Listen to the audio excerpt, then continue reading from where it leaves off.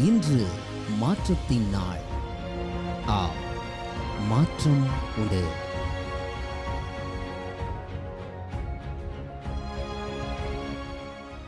ஆண்டவராகிய இயேசுவின் நாமத்தினாலே மாற்றம் உண்டு என்கிற இந்த அனுதின தியானத்தின் மூலமாக உங்களை சந்திக்கிறதுல எனக்கு மிகுந்த சந்தோஷம். ஆண்டவரும் இரட்சகருமாகிய இயேசுவின் நாமத்தில் உங்களை வாழ்த்துகிறேன். நிறையா மனுஷங்க, நிறையா சூழ்நிலைகள் உங்கள் வாழ்க்கையில் மாறி போயிடுச்சு இல்லையா? நிறைய காரியங்கள் உங்கள் வாழ்க்கையில் நிரந்தரமாக இல்லாமல் அவைகள் மாறிப்போன ஒரு காட்சியை இந்த வார்த்தையை பேசக்கூடிய சூழ்நிலைகளில் என்னால் உணர முடிகிறது. ஆண்டவர் இன்றைக்கு ஒரு அற்புதமான ஒரு வார்த்தையின் மூலமாக உங்களை தைரியப்படுத்த விரும்புகிறார். சாம்ஸ் சாப்டர் 121 verse number 5 கர்த்தர் உன்னை காக்கிறவர், அவர் உன் வலது பக்கத்தில் உனக்கு நிழலாக இருக்கிறார். The Lord himself watches over you. The Lord stands beside you as your protective shade. அவர் உன் வலது பக்கத்தில் உனக்கு நிழலாக இருக்கிறார். பிரசங்கி எழுதும் போது எழுதுகிறார், நிழல் ஒரு மாயைன்னு எழுதுறார் இல்லையா? யோனா தீர்க்க தரிசன புஸ்தகத்தில் ஒரு ஆமணக்கு செடியை முளைக்க பண்ணுகிறார். அதில் யோனா சந்தோஷம் அடைகிறார். எந்த நிழல் சந்தோஷத்தை கொடுத்ததோ அந்த நிழல் கடந்து போய்விட்டது. அதே நிழல் துக்கத்தை கொடுக்கிறது. அது கடந்து போகக்கூடிய ஒரு சூழ்நிலை. நிழல் கடந்து போகக்கூடிய ஒரு சூழ்நிலை, அது மாறிக்கொண்டே இருக்கக்கூடிய ஒரு சூழ்நிலை. ஆனால் ஆண்டவர் நமக்கு ஒரு அற்புதமான ஒரு வார்த்தையை பதிவு செய்கிறார். கர்த்தர் உன் வலது பக்கத்தில் உனக்கு நிழலாக இருக்கிறார். இந்த நிழல் வேதம் சொல்கிறது இஸ் an unchanging God. யாக்கோபு முதல் அதிகாரத்தில் நாம் வாசிக்கும் போது 17ஆம் வசனத்தில் அவரோ மாறாதவராக, he is an unchanging God. He is the same yesterday, today and forever and ever. அவர் மாறாதவர்.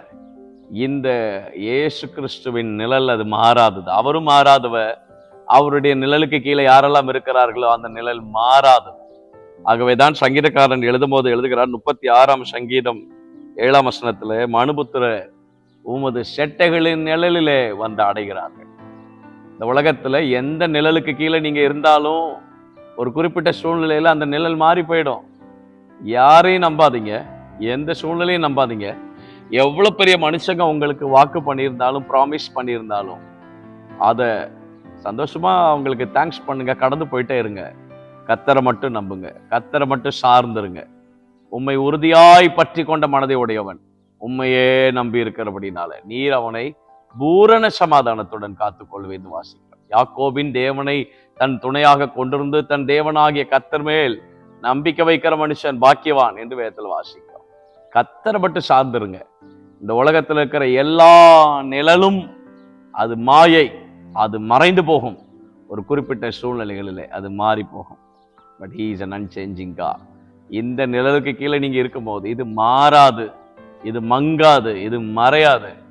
எங்கெல்லாம் உங்களுக்கு அவர் நிழலா இருந்து உங்களை பாதுகாத்து உங்களை ப்ரொடெக்ட் பண்ணி உங்களை போய் சேர வேண்டிய டெஸ்டினேஷன்ல சேர்க்கணுமோ அங்கே கர்த்தர் கொண்டு போய் சேர்ப்பார். அவருடைய நிழலிலே வந்து தங்குங்கள்.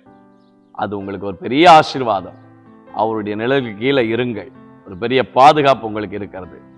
இனி துஷ்டன் உன் வழியாய் கடந்து வருவது இல்லை.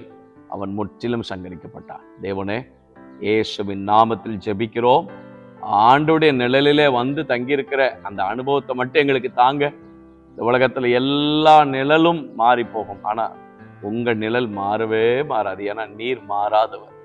நீங்க மாற மாட்டீங்க. உங்களுடைய நிழலிலே வந்து நாங்க தங்கி இருக்கும் போது உங்களுடைய நிழலும் எங்கள் மேலிருந்து அது மங்காது, மறையாது, மாறாது.